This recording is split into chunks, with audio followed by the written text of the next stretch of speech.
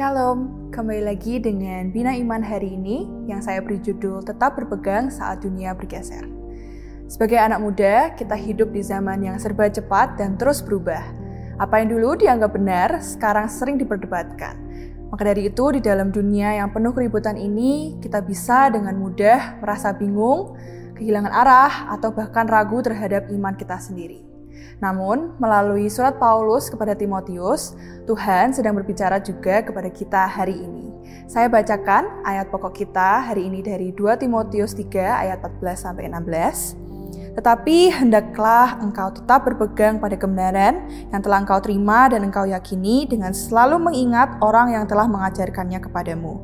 Ingatlah juga bahwa dari kecil engkau sudah mengenal kitab suci yang dapat memberi hikmat kepadamu dan menuntun engkau kepada keselamatan oleh iman kepada Kristus Yesus.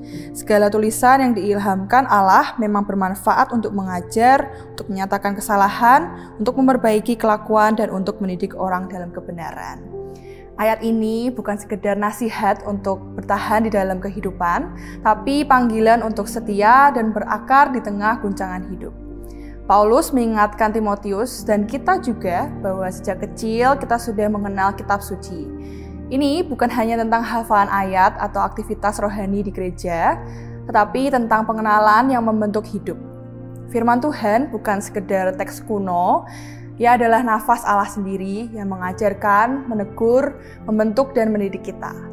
Di tengah dunia yang menawarkan berbagai solusi instan, firman Allah adalah salah satunya yang benar-benar menuntun kita pada hikmat sejati dan keselamatan yang kokoh dalam Kristus.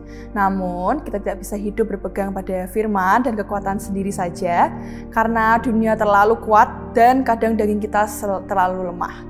Disinilah peran Roh Kudus sangat penting. Dia yang mengingatkan kita akan kebenaran firman, yang menguatkan kita untuk tetap taat, dan yang menolong kita untuk hidup sesuai kehendak Tuhan.